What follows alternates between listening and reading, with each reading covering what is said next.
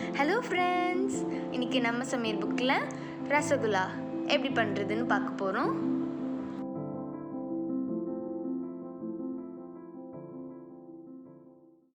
ரசகுல்லா பண்ணுறதுக்கு ஒரு பேனில் 1 லிட்டர் பால் சேர்த்துட்டு அது நல்லா பொங்கி வர வரைக்கும் அடிக்கடி மிக்ஸ் பண்ணிக்கோங்க. பால் பொங்கினதுக்கப்புறம் இதோட லெமன் ஜூஸ் இல்லைனாட்டி வெனிகர் 2 டேபிள் ஸ்பூன் சேர்த்து நல்லா மீடியம் ஃப்ளேமில் வச்சு தெரிஞ்சு வர வரைக்கும் மிக்ஸ் பண்ணி விட்டுட்டே இருங்க. இப்போ ஒரு அரிப்பு மேலே ஒரு காட்டன் துணியை விரித்து அதில் நம்ம பண்ணி வச்சுருந்த தெரிஞ்ச பாலை சேர்த்து நல்லா வடித்து எடுத்துக்கோங்க. இது மேலே கொஞ்சம் தண்ணி ஊற்றி அலம்பிட்டு லைட்டாக புழிஞ்சி ஒரு அரை மணி நேரத்துலேருந்து 1 மணி நேரம் அப்படியே வச்சுருங்க. ஒரு அரை மணி நேரம் கழித்து இதை எடுத்து நம்ம பிசைய ஆரம்பிச்சிடலாம். இது நல்லா ஸ்மூத்தாக கட்டி இல்லாமல் வர வரைக்கும் நல்லா பிசைஞ்சு விட்டுக்கோங்க.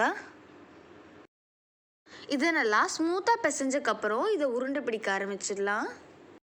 இதை சுகர் சிரப்பில் ஊற வைக்கும்போது இது டபுள் த சைஸ் ஆகும். அதனால் கொஞ்சம் குட்டி சைஸாகவே உருட்டி வச்சுக்கோங்க. பன்னீர் ரொம்ப ட்ரையாக இருந்ததுன்னா நீங்கள் உருட்டும் போது கிராக் விழ ஆரம்பிச்சிடும். அதனால் கையில் கொஞ்சம் தண்ணி தடவிட்டு உருட்டினீங்கன்னா நல்லா கிராக் விழாமல் வரும். இப்போது இதை ஒரு ஈரமான துணி போட்டு மூடி வச்சுருங்க. இப்போ ஒரு பேனில் 1.5 கப் சர்க்கரை 5 கப் தண்ணி சேர்த்து மீடியம் டு ஹை ஃப்ளேமில் சர்க்கரைலாம் நல்லா கரைஞ்சக்கப்புறம் ஒரு 10 நிமிஷம் கொதிக்க விட்டுருங்க. 10 நிமிஷம் கழித்து இதோட கொஞ்சம் ஏலக்காய் தூள் அதோட நம்ம பண்ணி வச்சுருந்த பன்னீர் பால்ஸ் சேர்த்து இதை மூடி வச்சுருங்க. இது 15 நிமிஷம் மீடியம் ஃப்ளேமில் இப்படியே இருக்கட்டும். 15 நிமிஷம் கழித்து நம்ம சூப்பரான ரசகுல்லா ரெடி. இது இப்படியே சாப்பிட்லாம், இல்லைனாட்டி 2 ஹார்ஸ் ஊற வச்சக்கப்புறம் சாப்பிட்டா ரொம்ப நல்லாயிருக்கும்.